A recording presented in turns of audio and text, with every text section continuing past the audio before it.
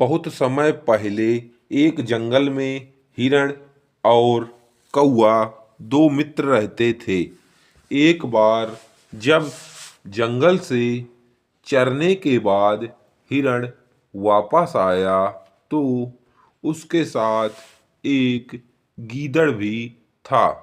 गीदड़ को देखते ही कौवे का माथा ठनका। वह सोचने लगा कि यह धोखेबाज इसके साथ कैसे।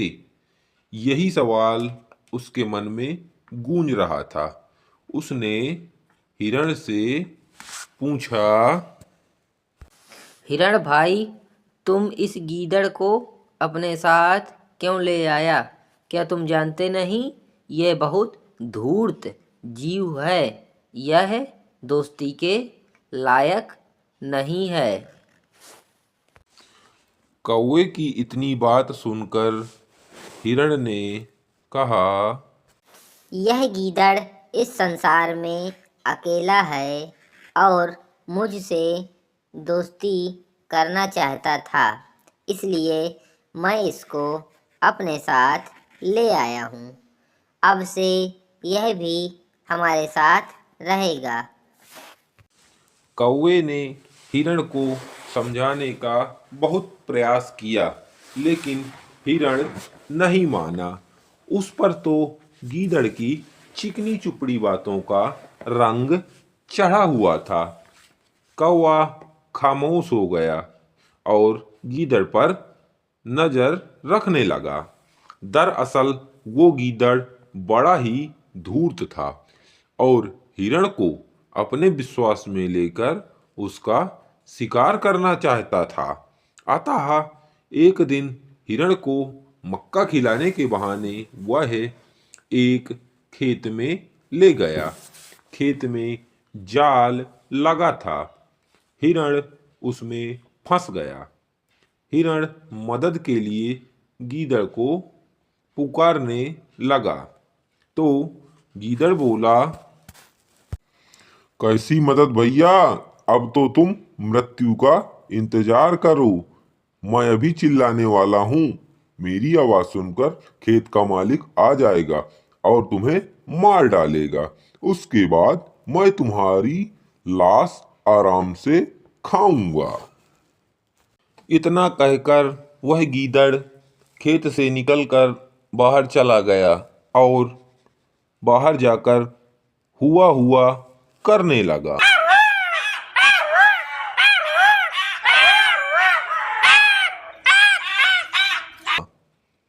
अब हिरण बहुत पछता रहा था। वह सोचने लगा कि कौवा ठीक कह रहा था कि गीदड़ दोस्ती के लायक नहीं होते। वह रोने लगा, मगर तभी कौवा उसके पास आया और बोला, देखो, तुमने मेरी बात ना मानकर आज तुम मौत के मुंह में पड़े हो। अब जैसा मैं कहता हूँ वैसा ही करो।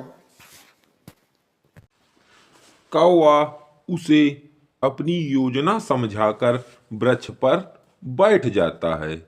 इधर गीदड़ की आवाज सुनकर कुछ ही देर बाद खेत का मालिक आ गया।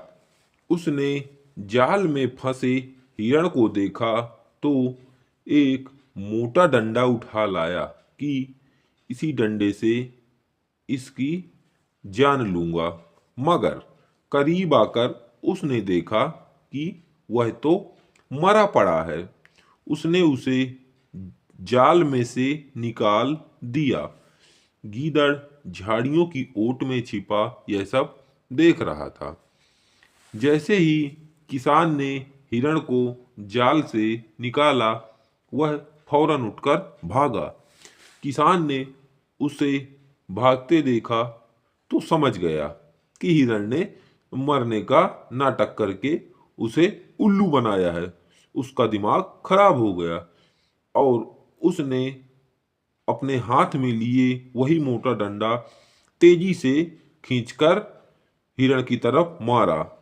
हिरण तो भाग गया, लेकिन वह डंडा सीधा गीदड़ के जा लगा, जिससे गीदड़ की खोपड़ी फट गई और गीदड़ वहीं पर मौत को प्राप्त हो गया। इसे कहते हैं जैसे को तैसा। ऐसी ही मजेदार कार्टून वीडियो को देखने और सुनने के लिए हमारे मैजिक कार्टून चैनल को लाइक करें, सब्सक्राइब करें और अपने दोस्तों में शेयर करें।